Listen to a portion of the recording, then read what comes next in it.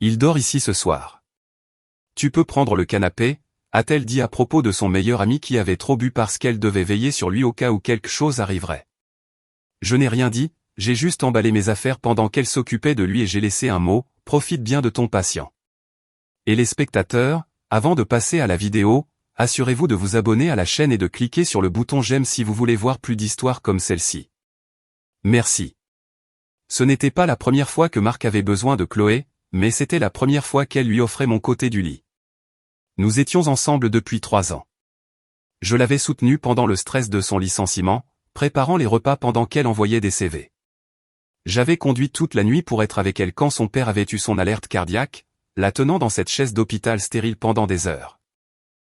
J'avais même, contre mon propre jugement, toléré la présence constante et menaçante de Marc dans nos vies, son meilleur ami de l'université, charismatique et perpétuellement en crise. Le photographe indépendant dont l'art était toujours sur le point d'être reconnu, dont les propriétaires étaient toujours déraisonnables, dont les ex étaient toujours folles. Le projet de charité personnelle de Chloé enveloppé dans une veste en cuir et de belles pommettes. L'appel est arrivé à minuit 37 un mardi. Mon téléphone a vibré en premier, éclairant la table de nuit, Marc. Je l'ai laissé passer sur la messagerie vocale. 1 minute plus tard, son téléphone a sonné. Je l'ai entendu murmurer, le lit bougeant alors qu'elle s'asseyait. « Oh, Marc. Non. Où es-tu? C'est tellement. Es-tu en sécurité? » Un sentiment familier et lourd s'est installé dans mon ventre. J'ai fixé le plafond. Elle a raccroché et s'est tournée vers moi dans l'obscurité teintée de bleu. Je pouvais voir l'inquiétude démonstrative gravée sur son visage. C'était Marc. Il est au bar. Il dit qu'il a beaucoup trop bu pour conduire et il ne peut pas se payer un Uber jusqu'à chez lui. Alors, il prendra un taxi, ai-je dit, la voix plate de sommeil. Ou il dormira dans sa voiture. C'est un homme de 30 ans, Chloé. Il est bouleversé, Alex. Son exposition en galerie a été un désastre ce soir. Rien ne s'est vendu. Il est dévasté. Elle repoussait déjà les couvertures. Je lui ai dit de venir ici. Je me suis assis. Ici? Pourquoi? Parce qu'il a besoin d'un ami. Il ne peut pas être seul en ce moment. Il peut dormir sur le canapé, ai-je dit. La ligne que nous avions établie est maintenue pendant 2 ans. Elle était maintenant hors du lit, sortant un oreiller supplémentaire et la couverture en polaire grise du placard à linge. Elle ne me regardait pas. Ce n'est pas bon pour lui d'être sur le canapé. Il a besoin d'un vrai repos. Il est émotionnellement fragile. Une clarté froide a commencé à percer le brouillard de l'agacement. Où est-il censé dormir? Alors elle a enfin croisé mon regard, serrant l'oreiller contre sa poitrine comme un bouclier. Il dort ici ce soir. Tu peux prendre le canapé. Les mots restèrent suspendus dans l'air, absurdes et offensants. J'ai laissé échapper un court rire incrédule. Tu plaisantes. Ne sois pas sans cœur. Il a besoin que quelqu'un veille sur lui au cas où quelque chose arriverait. Et s'il tombe malade? S'il fait une crise d'angoisse? Tu sais comment il est. Veiller sur lui dans notre lit? L'accent sur notre semblait pathétique au moment même où je le disais. Ce n'est pas comme ça, Alex. Elle a levé les yeux au ciel, le dédain ultime.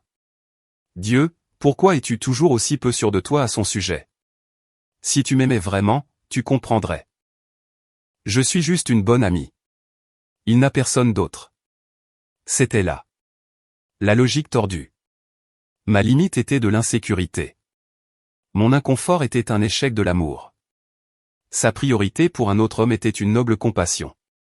Et si tu m'aimais vraiment, ai-je dit, ma voix plus basse maintenant, d'un calme dangereux, tu ne me demanderais pas de quitter mon propre lit pour un autre homme. Elle s'est raidie. Le masque de l'inquiétude a vacillé, révélant un éclair d'impatience, une frustration que je ne joue pas mon rôle assigné dans son drame. Je ne te demande pas de quitter ton lit. Je te demande d'être compréhensif pour une nuit afin d'aider quelqu'un qui souffre, mais je suppose que c'est trop te demander. Elle s'est tournée vers la porte de la chambre, prête à aller attendre son oiseau blessé dans le salon. Eh bien, je te le demande. Alors, qu'est-ce que ce sera? Je n'ai pas répondu. Je l'ai juste regardé partir. La porte d'entrée s'est ouverte 20 minutes plus tard.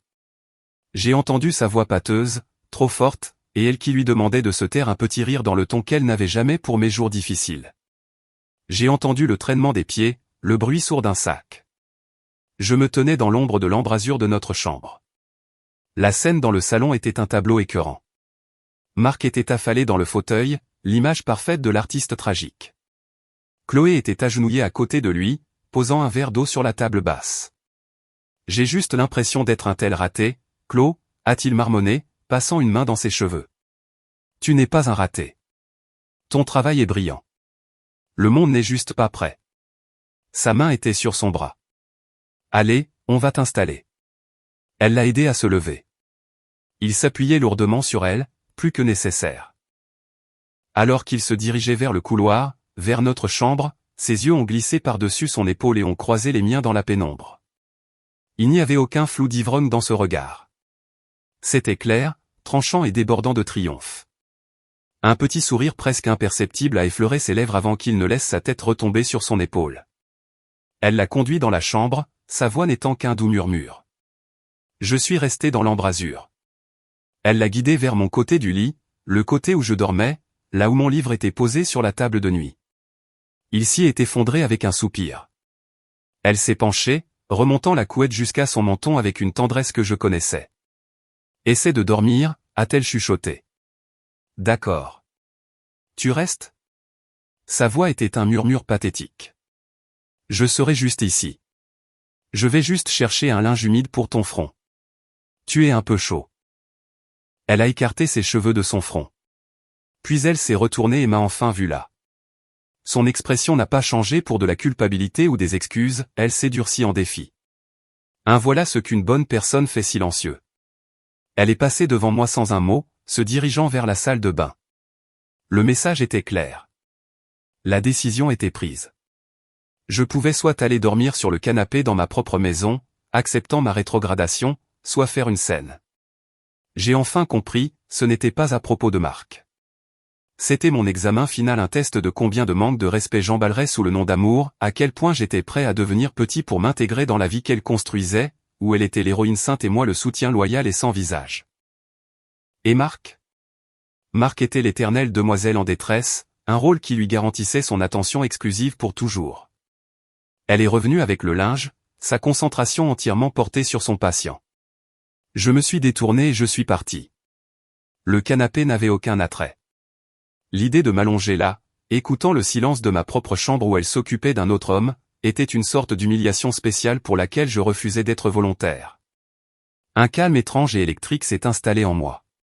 Le bruit de la trahison dans ma tête s'est arrêté, remplacé par une clarté silencieuse et opérationnelle. Le débat était terminé. Elle m'avait montré la porte, j'ai juste décidé d'aller plus loin qu'elle ne l'avait prévu. Je suis allé au placard du couloir et j'ai sorti ma valise de voyage, celle que nous avions utilisée pour un week-end dans le Vermont il y a 8 mois. Je l'ai roulée dans la chambre d'amis au bureau, la porte se refermant doucement derrière moi. J'ai travaillé avec l'efficacité d'un chirurgien. D'abord, l'essentiel, passeport, carte de sécurité sociale, le titre de ma voiture, mon ordinateur portable et le chargeur. Puis, de notre bureau commun, le dossier avec mes relevés d'action et les documents pour le compte de retraite que j'avais commencé seul avant elle. Je n'ai pris que ce qui était à moi. Dans la chambre, j'ai bougé silencieusement. Ils dormaient tous les deux. Marc était étalé en diagonale sur le lit, ronflant doucement. Chloé était recroquevillée dans une chaise qu'elle avait tirée près du lit, sa tête reposant sur ses bras sur le matelas, une main encore près de son épaule. Une sentinelle. Cela aurait été touchant si ce n'était pas ma vie. J'ai ouvert les tiroirs de ma commode. J'ai pris des jeans, des t-shirts, des chaussettes, des sous-vêtements. J'ai laissé le pull coûteux qu'elle m'avait acheté pour mon anniversaire, il ne m'allait jamais bien de toute façon. J'ai laissé les chaussettes fantaisie idiotes de notre premier Noël. J'ai laissé tout ce qui était un objet de nous. Dans la salle de bain, j'ai pris ma brosse à dents, mon rasoir et une seule serviette. J'ai laissé la colonie qu'elle aimait sur moi. Chaque mouvement était délibéré, silencieux. Il n'y avait pas de rage, pas de chagrin. C'était un problème logistique que je résolvais. Le divorce émotionnel avait eu lieu au moment où elle avait lancé son ultimatum, ceci n'était que le règlement physique. La dernière chose que j'ai emballée venait de l'étagère du haut du placard, une petite boîte ignifugée fermée à clé. À l'intérieur se trouvait la montre de mon grand-père et quelques vieilles lettres de mi-frère déployées à l'étranger, des choses qui comptaient pour moi bien avant Chloé. J'ai fermé la valise. J'ai jeté un dernier regard dans la chambre vers l'homme dans mon lit et vers la femme qui veillait sur lui. Je n'ai rien ressenti, pas même de la colère. Juste un vaste espace vide là où mon amour pour elle se trouvait autrefois. Dans la cuisine, j'ai écrit le mot. J'ai trouvé le stylo qu'elle avait toujours détesté, un stylo publicitaire de banque en plastique bon marché avec un clic récalcitrant sur le comptoir à côté du bol à fruits qu'elle avait choisi dans un marché aux puces. J'ai posé une seule feuille de papier ordinaire. Je n'ai pas écrit un roman. Je n'ai pas expliqué mon raisonnement, elle le savait. Je n'ai pas exprimé de douleur, elle ne s'en soucierait pas. Je n'ai pas dit au revoir, ce sentiment avait expiré. 2 lignes. C'est tout. Profite bien de ton patient. Ne me contacte pas. J'ai posé le stylo bien droit sur le mot, un point final.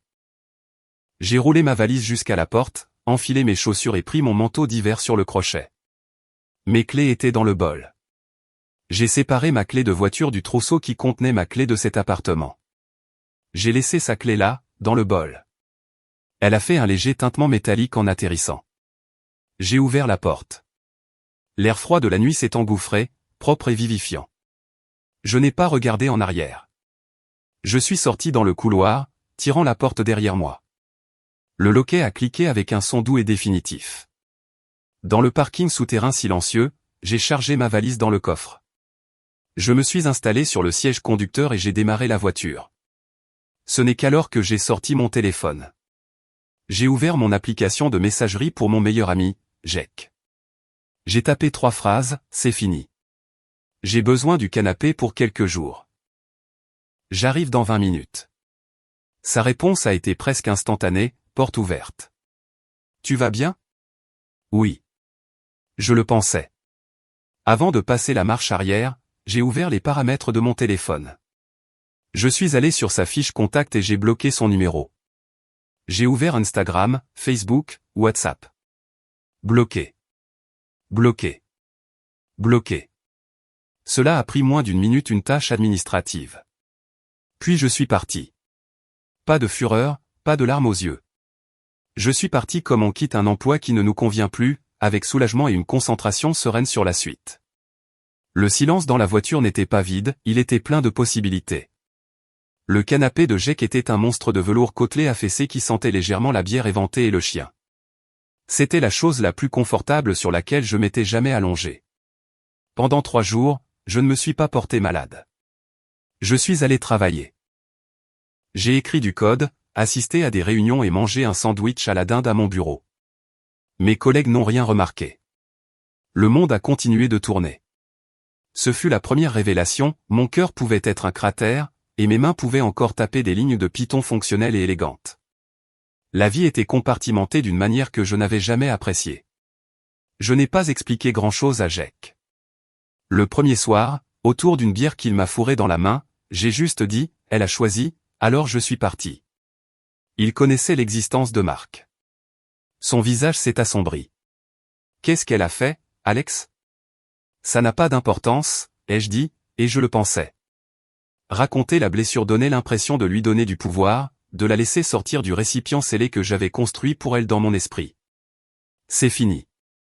Il a trinqué sa bouteille contre la mienne. D'accord. Le canapé est à toi aussi longtemps que tu en as besoin. Le silence chez Jack était différent. Ce n'était pas le silence tendu et d'attente de l'appartement dans les semaines précédant cette nuit-là, où je marchais sur des œufs en me demandant quand la prochaine urgence Marc allait faire dérailler nos plans. C'était un silence neutre, une toile blanche. C'était le mien. Mon téléphone était une brique. Aucune notification à part les emails de travail et Jack me demandant si je voulais une pizza. Je l'avais bloqué partout, mais le cordon ombilical numérique avait des membres fantômes. Je me surprenais à le regarder, une mémoire musculaire de l'anxiété, attendant le SMS qui s'excuserait ou, plus probablement, exigerait quelque chose. L'absence de cette appréhension était un soulagement physique, comme de poser un poids lourd que je portais depuis des années. Jack est devenu mon fil d'actualité malgré lui.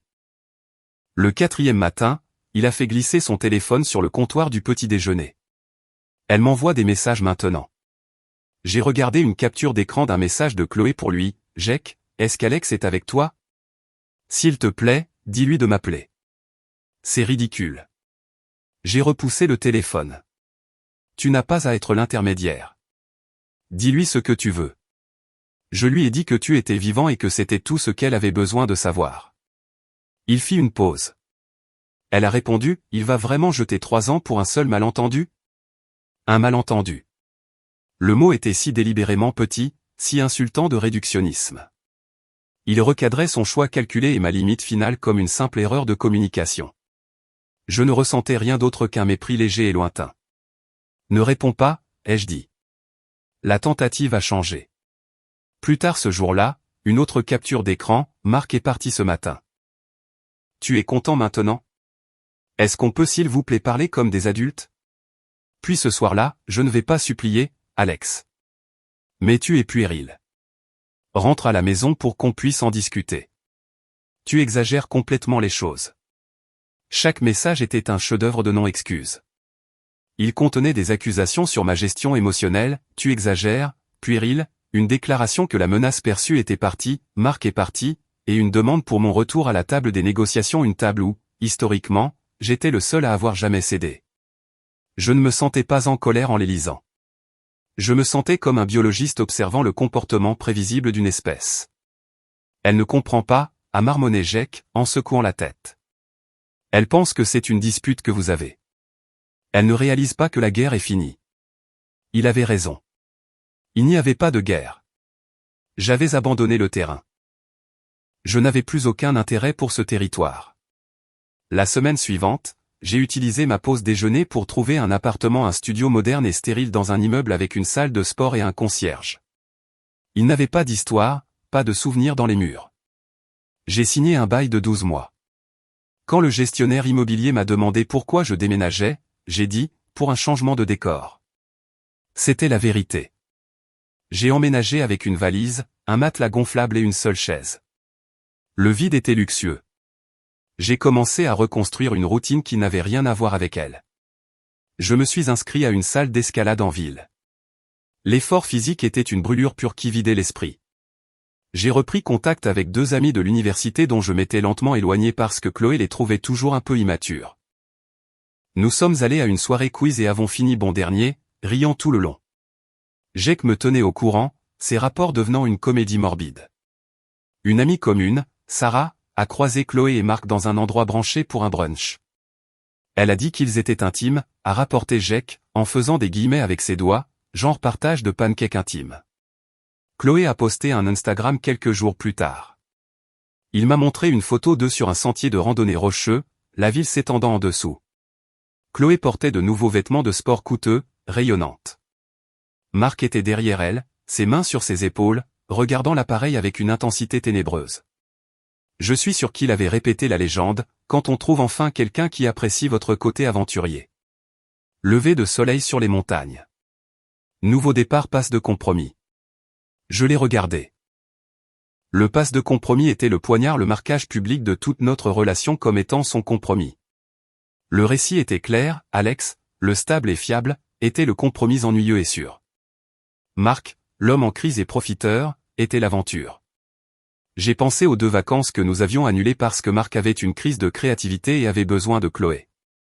Je me suis souvenu des innombrables week-ends passés à écouter ses problèmes autour de cocktails coûteux que je payais généralement. L'ancien moi aurait ressenti une pointe de jalousie, d'insuffisance. Le nouveau moi a ressenti une compréhension profonde, presque pitoyable. Elle ne choisissait pas un homme meilleur, elle choisissait une meilleure histoire, une histoire où elle était la sauveuse passionnante, pas la partenaire d'une vie calme et égale. L'ascension vers ce panorama montagneux s'était probablement terminée par elle conduisant, payant l'essence, et l'écoutant se plaindre de ses ampoules. J'ai rendu le téléphone à Jake. Tant mieux pour eux. Tu n'es pas fâché? À quoi bon? Ai-je dit. C'est quelqu'un que j'ai connu. Ces légendes Instagram ne sont pas mon souci. Ce fut la 2e révélation, l'indifférence n'est pas une émotion que l'on ressent, c'est l'absence de toutes les autres. C'est le silence. Le karma n'est pas arrivé avec des coups de tonnerre. Il s'est infiltré, calme et inévitable, comme l'eau trouvant des fissures dans une fondation. C'était un mardi soir, environ 3 semaines après mon départ. J'assemblais une étagère en kit pour mon nouvel appartement, un tournevis à la main, un podcast jouant doucement en arrière-plan. Mon téléphone a vibré sur le sol, Jake. Je l'ai mis sur haut-parleur. Salut, quoi de neuf? Sa voix était un mélange de choc et de satisfaction sombre. Tu ne vas pas me croire. Sarah vient de m'appeler. Marc a été arrêté. J'ai fait une pause, le tournevis en suspens. Continue. Vol à l'étalage. Apparemment, il est sorti d'un magasin de photos haut de gamme en ville avec un objectif valant environ $2000 caché dans sa veste. Les images de surveillance étaient limpides. L'idiot n'a même pas mis de chapeau. Je me suis remis à visser. Ah. Ce n'est pas tout, a continué Jake, son excitation grandissant. Quand les flics ont cherché sur lui, ça a ouvert tout un dossier. Le gars a des dettes partout. Il a emprunté de l'argent à environ 5 personnes différentes avec la même histoire larmoyante, les fonds sont bloqués, j'attends le paiement d'un gros client. Ta copine Chloé lui a prêté $3000 la semaine dernière pour du nouveau matériel de portfolio. J'ai ressenti un déclic de compréhension froid et net. Le nouvel équipement de randonnée, les brunchs chics. Ce n'était pas un grand chapitre. C'était la même vieille arnaque, et maintenant c'était elle la victime. Sarah a dit que ça devenait encore plus moche, a dit Jake. L'une des autres personnes à qui il a emprunté est une femme qu'il voyait depuis des mois, une graphiste. Elle pensait qu'ils étaient exclusifs. Elle a découvert pour Chloé et a perdu la tête. C'est elle qui a apparemment prévenu le directeur du magasin de photos, en disant de surveiller Marc parce que c'était un escroc. Les pièces s'assemblaient pour former un portrait pathétique et évident. La victime perpétuelle, jouant plusieurs sauveurs les uns contre les autres. Comment Chloé le prend elle, ai-je demandé, ma voix dépourvue de toute inflexion. Je demandais des faits, pas par inquiétude. D'après Sarah, c'est une épave. Embarrassée, humiliée, et délestée de $3000 qu'elle n'a probablement pas. Son groupe d'amis se fracture. Certains ont de la peine pour elle, d'autres disent qu'elle a récolté ce qu'elle a semé quand elle. Jake s'interrompit. Quand elle l'a choisi lui plutôt que moi, ai-je fini pour lui calmement. C'est bon, Jake. Tu peux le dire. Ouais, ça. Il y a beaucoup de je te l'avais dit qui circulent en privé. Sa sœur Maya est apparemment furieuse contre elle. J'ai fini de serrer la vis. La bibliothèque tenait debout, robuste et fonctionnelle. Eh bien, ai-je dit, c'est une série de choix malheureux. Il y eut une longue pause du côté de Jake. C'est tout? Une série de choix malheureux? Alex, il s'est joué d'elle. Il l'a volée. Elle se fait massacrer par ses amis. Tu ne ressens pas je ne sais pas. Un peu de pitié pour elle? J'ai posé le tournevis. J'ai regardé les lignes épurées de la nouvelle bibliothèque, les étagères vides qui attendaient d'être remplies par des objets que j'aurais choisis. J'ai ressenti la paix tranquille de mon propre espace. Non, ai-je dit, et le mot était absolu. Je ne ressens rien. Et c'est bien là le point, Jake. Si je ressentais de la pitié pour elle, cela signifierait que je suis encore lié à son drame. Je ne le suis pas. Ses conséquences sont le résultat direct de ses décisions. Elle a vu un artiste blessé, j'ai vu un profiteur. Elle a qualifié mon jugement d'insécurité. Maintenant, elle a perdu $3000 et sa réputation. Ma sympathie ne la rembourserait pas et ne réparerait pas ses amitiés. Ce ne serait que du bruit. Jake resta silencieux un instant. Tu en es vraiment libéré, n'est-ce pas? Je suis dans mon appartement en train de construire une bibliothèque, ai-je dit, un léger sourire touchant mes lèvres pour la première fois pendant l'appel. C'est tout ce que je fais. Ce qu'elle fait n'est plus mon problème. Je l'ai entendu pousser un sifflement bas. D'accord, alors. Je pensais juste que tu voudrais savoir. Je l'apprécie, ai-je dit, et c'était vrai. C'était une information, un post-scriptum à un livre fermé. Mais tu peux arrêter les mises à jour maintenant. Vraiment, c'est fini. Nous avons raccroché. J'ai fait glisser la dernière étagère en place. L'animateur du podcast riait de quelque chose. J'ai ri un peu, moi aussi, de rien en particulier. L'air dans mon appartement était propre, calme et entièrement mien. Le chaos qu'elle avait choisi était maintenant le sien à gérer. Je ne ressentais aucune schadenfreude, juste la gratitude profonde et simple d'un homme qui était descendu d'un navire en perdition et qui était enfin au sec. La nouvelle de l'arrestation et de la trahison de Marc avait été le caillou qui avait déclenché le glissement de terrain, mon silence fut l'avalanche qui suivit. La première tentative fut maladroite, un stratagème transparent pour obtenir de la sympathie. 2 jours après l'appel de Jack, un SMS d'un numéro inconnu a éclairé mon écran, j'imagine que tu as appris. J'aurais dû t'écouter. Est-ce qu'on peut parler? C'était elle. Le ton était parfaitement étudié, contrit, reconnaissant ma clairvoyance, se présentant comme une simple demande. C'était le premier coup d'une partie que j'avais arrêté de jouer. Je l'imaginais en train de le rédiger, de l'effacer, essayant de trouver l'équilibre entre les excuses et le maintien de l'avantage d'être celle qui tend la main. J'ai tapé un seul mot, non. J'ai ensuite bloqué le numéro. L'échange entier a duré 8 secondes. La deuxième tentative impliquait un intermédiaire. 3 jours plus tard, mon téléphone de bureau a sonné. La réceptionniste a dit, ligne 2 pour vous, Alex. C'est Maya. La sœur aînée de Chloé la plus sensée, celle qui m'avait dit un jour lors d'un barbecue que j'étais trop bien pour ce cirque. Maintenant, elle était enrôlée dans le drame. J'ai décroché. C'est Alex. Alex, salut, c'est Maya. Sa voix était tendue, essayant d'être chaleureuse mais sonnant nerveuse. Écoute, je sais que c'est délicat. Je ne t'appellerai pas au travail, mais Chloé souffre vraiment. Je n'ai rien dit. Le silence l'a forcé à le combler. Cette histoire avec Marc, c'est grave. C'était un profiteur, et elle le voit maintenant. Clairement. Elle se sent mal. Tu lui manques. Elle réalise ce qu'elle avait. Une pause. Tu ne peux pas trouver dans ton cœur de quoi lui pardonner? Tout le monde fait des erreurs. Je me suis adossé à ma chaise, regardant l'horizon de la ville. J'ai utilisé ma voix professionnelle de réunion client. Maya, j'apprécie ton appel. Je n'ai aucune malveillance envers Chloé. Je ne lui veux aucun mal, mais je ne fais plus partie de sa vie, et je n'ai aucun intérêt à y revenir. S'il te plaît, souhaite-lui bonne chance de ma part. Alex, attends, a-t-elle commencé, mais la finalité sereine de mon ton l'avait déstabilisé. Prends soin de toi, Maya. J'ai raccroché doucement. La troisième tentative fut l'embuscade. Une semaine plus tard, par un jeudi soir pluvieux, mon interphone a sonné. Je n'attendais personne. Je me suis approché et j'ai appuyé sur le bouton.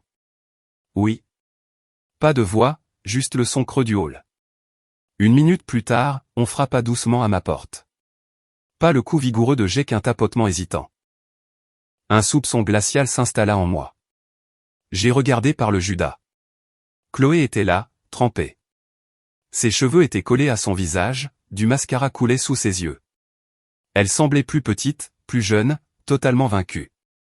Elle serrait son téléphone comme une bouée de sauvetage. La performance était digne d'un Oscar, mais la misère réelle dans ses yeux n'était pas un jeu.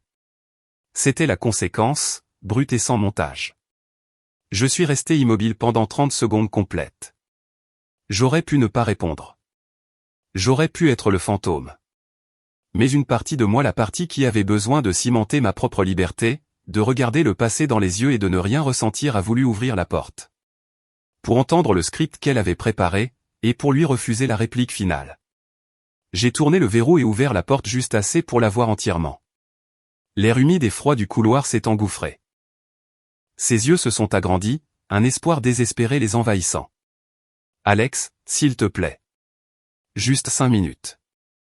Tu ne devrais pas être ici, Chloé. Je t'ai demandé de ne pas me contacter. Je sais. Je sais que j'ai déconné. J'ai été stupide. Les mots sortaient dans un élan répété. Marc. Il m'a pris de l'argent.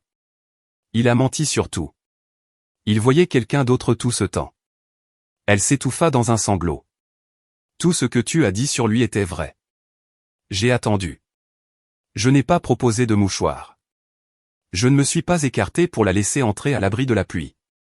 Je suis juste resté là, une sentinelle polie à la frontière de ma nouvelle vie. C'est malheureux, ai-je dit, d'une voix monocorde. Malheureux? Elle recula comme si je l'avais frappée. Le script de la victime vacillait. C'est tout ce que tu as à dire? Il m'a volé, Alex. J'ai perdu $3000. Mes amis se moquent de moi. Tu devrais porter plainte, ai-je dit, offrant la solution logique et impersonnelle. C'est une affaire pour les autorités. Son visage se décomposa. La colère fut engloutie par un besoin plus frénétique. Je ne veux pas porter plainte. Je te veux, toi. Je veux qu'on se retrouve. Je comprends tout maintenant. J'étais aveugle. Je t'ai pris pour acquis. Il n'y a pas de nous, Chloé, ai-je dit. Les mots étaient nets et chirurgicaux. Il n'y en a plus depuis plus de 2 mois. La précision de la période, le décompte spécifique des jours depuis son choix sembla la choquer. Elle vivait dans le tourbillon dramatique de sa propre crise, j'avais vécu une vie calme et tournée vers l'avenir. Tu ne m'aimes plus, murmura-t-elle. L'ultime question manipulatrice, conçue pour déclencher un déni chevaleresque afin de ramener un homme dans le rôle familier du consolateur. J'ai soutenu son regard. Il n'y avait aucune cruauté dans mes yeux, mais aucune douceur non plus. Juste la vérité. Mes sentiments ne te concernent plus. Notre relation s'est terminée au moment où tu m'as demandé de lui laisser ma place dans mon lit. Adieu, Chloé. J'ai commencé à fermer la porte. Attends. Elle poussa sa main contre le battant. Le désespoir devint tranchant, laid. C'est donc ça? Après 3 ans, j'ai droit à un adieu dans un couloir? Tu es tout aussi froid que ce que tout le monde disait. Je me suis arrêté, la porte encore entr'ouverte. Je n'ai pas réagi à l'insulte. Je lui ai simplement jeté un dernier regard mesuré. Alors ce devrait être un soulagement que tu sois débarrassé de moi. Porte plainte, Chloé. Prends soin de toi. Cette fois, j'ai fermé la porte complètement.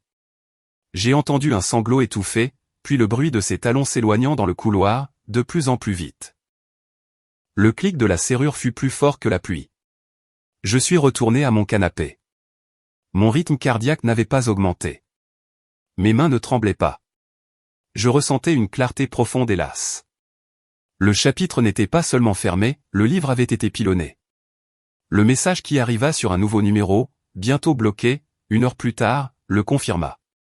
Quand l'acte de la victime au cœur brisé échouait, les vraies couleurs réapparaissaient, c'est ça, reste comme ça.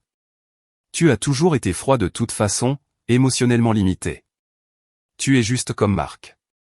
Tu utilises les gens et quand ils ont besoin de toi, tu t'en vas. J'espère que ta nouvelle vie est aussi solitaire que toi. Je les ai lus avec l'intérêt détaché d'un linguiste étudiant une langue morte. La grammaire du blâme, le vocabulaire d'une personne qui ne pourrait jamais, au grand jamais, être en tort. J'ai supprimé la discussion et bloqué le numéro sans répondre. Le silence qui revint était plus doux qu'avant. Le dernier fil fut coupé 8 semaines après mon départ, dans le plus banal des endroits, un café à 3 pâtés de maison de notre ancien appartement. J'avais cessé d'y aller pendant des mois, mais mon nouveau barista habituel était malade et j'avais un rapport à terminer. J'étais dans un coin, casque sur les oreilles, en train de taper. L'odeur familière des grains torréfiés et le bourdonnement sourd des conversations n'étaient qu'un bruit de fond. Je ne l'ai pas vu entrer. J'ai senti une présence près de ma table et j'ai levé les yeux. Chloé était là, tenant un chai latte. Elle était avec une amie que je reconnaissais vaguement, l'une de celles de la brigade, brunch et plainte. L'amie restait en retrait près du comptoir des condiments, feignant d'être fascinée par les sachets de sucre. Chloé avait l'air fatiguée, pas de manière théâtrale comme devant ma porte, mais épuisée. La lumière était partie. Elle n'était qu'une femme dans un café. Elle esquissa un faible sourire. Alex. Tu as l'air en forme. J'ai écarté un côté de mon casque, le laissant reposer sur mon oreille. Merci, ai-je dit, de la même manière que l'on remercie un étranger qui vous tient la porte. Un silence gêné s'étira. Son ami observait la scène comme un match de tennis. Je déménage, lâcha-t-elle, comme si elle partageait une grande nouvelle. Je ne peux pas payer l'appartement seul. Marc. Il a vidé mes économies. Elle prononça son nom comme s'il avait un goût de pourriture. Mais il y avait aussi un soupçon de plaidoyer, tu vois ce qu'il m'a fait? Tu vois comme j'ai souffert? J'ai pris une gorgée de mon café. Il avait parfaitement refroidi. Je suis désolé d'apprendre ta situation financière. La phrase était professionnelle, la même que j'aurais utilisée avec un collègue ayant perdu un client. Elle contenait de la sympathie au sens du dictionnaire, mais aucune dans le ton. Son visage se décomposa. Le script échouait encore. Elle avait offert sa tragédie, et je lui avais donné une réponse de service client. C'est tout? Sa voix se brisa, mélange de douleur et de colère montante. Après 3 ans? Désolé pour ta situation financière? Chloé, ai-je dit, ma voix calme et basse, la forçant à se pencher légèrement pour entendre, brisant l'illusion d'une scène publique. Ce chapitre est fermé. J'ai tourné la page. Je te suggère d'en faire autant. Ressasser n'est pas sain. Tourner la page? Ses yeux m'ont scruté, puis ont cherché autour comme pour trouver la preuve de la présence de quelqu'un d'autre. La question était de la pure possession non diluée. J'ai failli sourire. C'était la mauvaise question. C'est une question hors sujet. Que je sois seul ou avec quelqu'un n'a rien à voir avec nous. Ce qui compte, c'est que je suis en paix. Et toi, ai-je dit, mon regard fixe et définitif, tu n'es pas ma responsabilité. Ni tes sentiments, ni tes finances, ni ton rétablissement. Elle me fixa, les lèvres entr'ouvertes. La vérité était une pilule qu'elle ne pouvait pas avaler. Je n'étais pas son plan de secours. Je n'étais pas son public pour son repentir. J'étais une porte fermée. Tu ne m'as jamais aimé, n'est-ce pas, murmura-t-elle la dernière arme de son arsenal, conçue pour blesser. Je n'ai pas bronché. Je lui ai donné la réponse honnête et dévastatrice. Je t'ai aimé, plus que tu ne l'as compris. Mais l'amour exige le respect. Tu m'as montré exactement où je me situais, alors je me suis situé ailleurs. J'ai fait un geste vague vers l'espace autour de moi, le café, la ville au-delà, tout mon nouveau monde. Quelque part de mieux. La finalité de la chose, la logique simple et inattaquable, sembla la vider. Tous les arguments, les justifications, les reproches moururent dans sa gorge. Il n'y avait rien à combattre car je ne me battais pas, j'énonçais simplement des faits. J'ai vu le moment où elle a vraiment compris. Ses épaules se sont affaissées. La performance a pris fin. Ce qui restait n'était qu'une femme triste et épuisée face aux conséquences immuables de ses propres choix. Prends soin de toi, Chloé, ai-je dit, mon ton ferme mais pas méchant. C'était un congé, mais définitif. Vraiment. J'ai remis mon casque sur mon oreille, pris mon café et me suis levé. J'ai fait un léger salut poli de la tête pas à elle, mais à son ami, toujours en train de loucher sur les sucres. Puis j'ai marché vers la porte où mon collègue Ben entrait tout juste, en me faisant signe. Désolé pour le retard, a dit Ben. La circulation était un cauchemar. Pas de problème, ai-je dit en poussant la porte. J'ai pris de l'avance sur le rapport. Trouvons une table. Alors que la porte se refermait derrière nous, je n'ai pas regardé en arrière. Je ne me suis pas demandé ce qu'elle faisait. Je n'ai ressenti ni élan de victoire ni pitié. J'ai juste senti l'air frais de l'automne sur mon visage et le poids plaisant du travail à venir avec un ami. Le dernier fil était coupé. Cela ne fit aucun bruit. Merci d'avoir regardé. N'oubliez pas de vous abonner à la chaîne et de cliquer sur le bouton j'aime. Que pensez-vous de cette histoire? Partagez vos impressions dans les commentaires.